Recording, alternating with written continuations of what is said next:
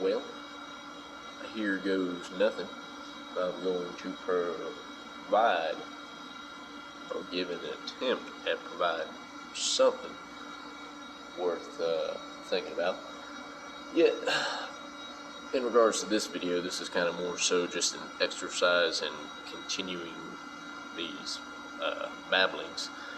For typically when I feel ecstatic about recording, there's a precursor of thoughts that tend to bloom up, and I try to wrestle with them through these flows of thought or stream of consciousness, if I understand how that is typically defined in literature. Yeah, this morning I haven't really had much blooms. I've had more so like little sprouts and such, so I'm just going to take it from here and do my, well, probably won't be hard for, as I said, not much wrestling around in my brain going on, but I'm going to try to keep these videos a little compressed, for I'm aware that 80% of the population is, well, they have the attention spans, or we have the attention spans of gnats. So with that, we're going to shoot for under 10 minutes. We'll see how that goes. It might be shorter, might be longer. I don't know. This is all kind of just improvised. And I guess something that kind of like one of those little sprouts of thought that came to mind is like this notion of mannerisms and like pocket personalities and what's the term for it? Imposter syndrome, like these self-conscious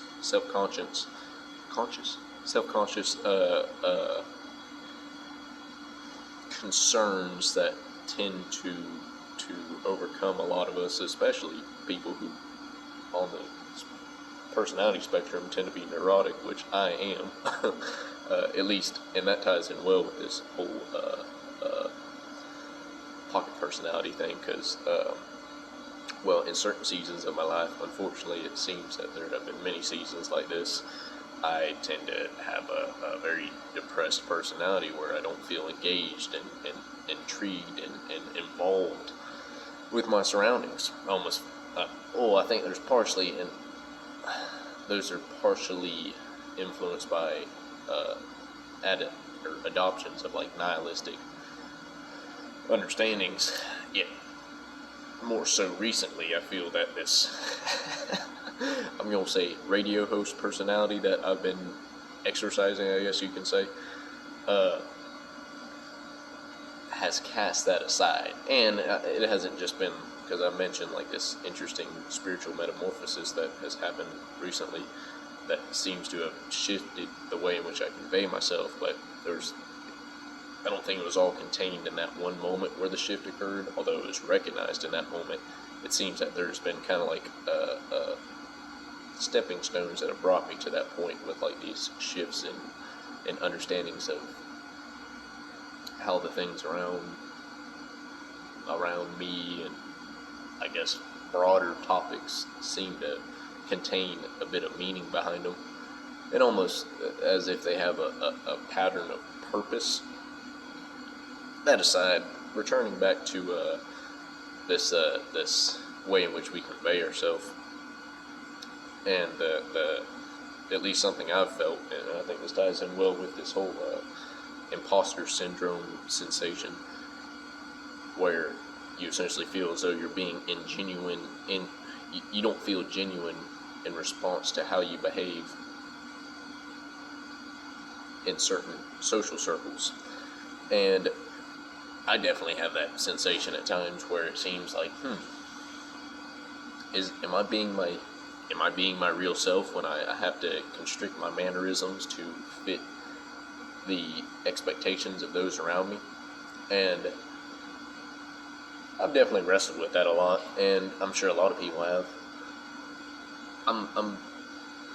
I'm shifting more towards an embrace towards this notion of pocket personalities, where it's okay to yield certain versions of yourself for certain people, and people especially, I guess, today's culture, be like, oh, you're being fake and shit like that. But it's like, well, it's, as I'm understanding it, it seems you're just acting appropriately to the circumstances that you're encountering. And I can see where the notion of being fake or inauthentic is there, where it's like, okay, you're going above and beyond how you're conveying yourself. You're kind of you're including falsehoods in this version that you're projecting. And the place I'm leaning towards is more so of like engaging where they're at and where you're at. Like, bring all that you are and leave out certain bits that might not be necessary. And I feel that seems to be enabling for that voice in the back of your head doesn't, one, seem to be overly self-conscious, because you assume that, oh, are they going to find out that I'm not actually these falsehoods that I'm bringing forth or providing, or are they going to be overly judgmental because I'm not adequate for all that I am, that I have to provide doesn't seem to measure up to their standards of me. And those are two things that seem to wrestle, but you eliminate one by not providing falsehoods, and you eliminate the other by not holding on to the standards that others impose on you. Not to say it's how would you put it? It's wrong to take advice and have influences outside yourself, because of course that's necessary. For there's plenty of unknowns out there, and there's plenty of ways to conduct oneself. And well, there's people that are, especially as I see it, who's tend to be older and more experienced, or people that have just might be of your peer range, or in your peers, that have just came across different experiences that you have yet come across. So being open to how people convey, and it's not always just verbal or in forms of advice. It's a lot of times in like how they respond to how you conduct yourself, and a lot of it takes, a lot of this form of thinking takes a great bit of attention, and a great bit of willingness to be vulnerable.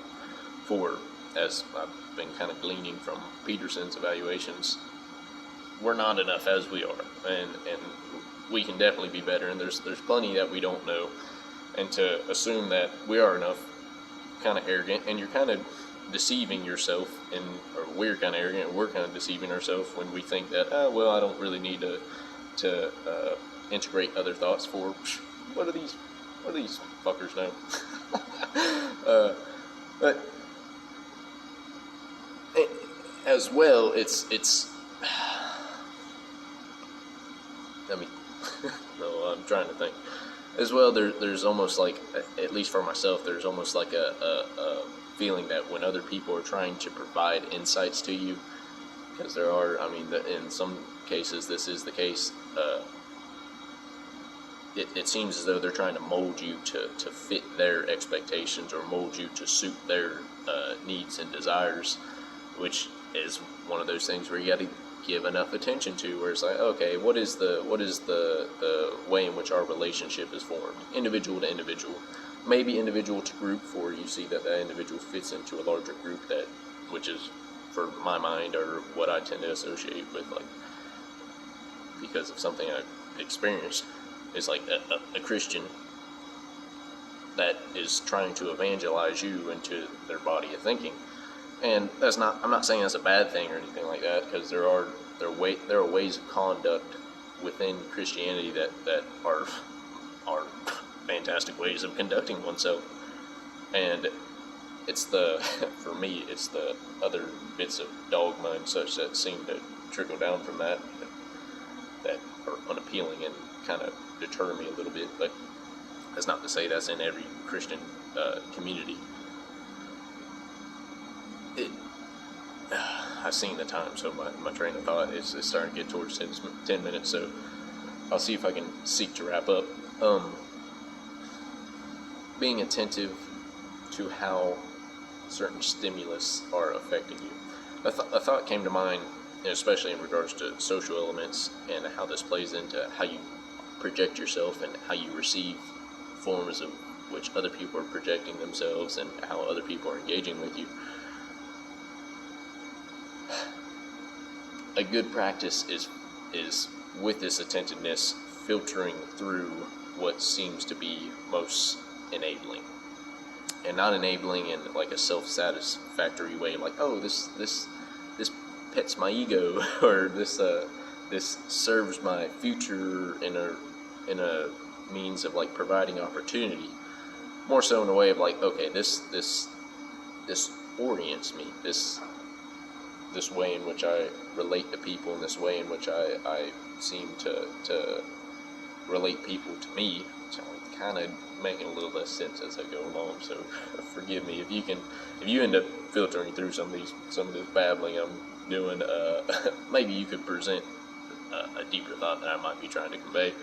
That I feel is there. Again, as I said, I'm not having a bloom of arrangement this morning. And with that, being attentive and being like very considerate on personality projection and where it's appropriate, and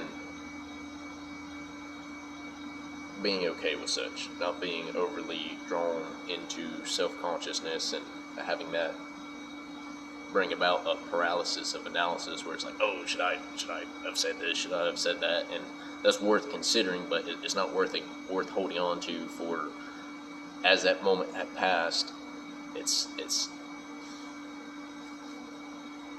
not wrong to go back and correct something that was well, exceptionally inappropriate, but it's not always necessary to go back and tune in small behaviors that seem not to have measured up in a certain situation, especially if that situation was, the way in which you conducted yourself in that situation was guided by seeking more opportunity or seeking being liked by your peers, which matters.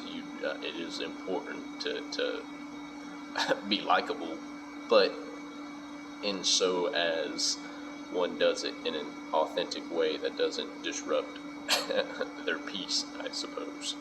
That's how I'm currently understanding it. Again, this ain't how do you put it? This ain't just truths about life, but this is where I've been finding myself with my thinking here as of recently, and it feels to be serving. I mean, I can't say life is just constantly fantastic, but meet it where it's at, and then anything beyond that is a calling, as I mentioned in this last video that I discovered from a video.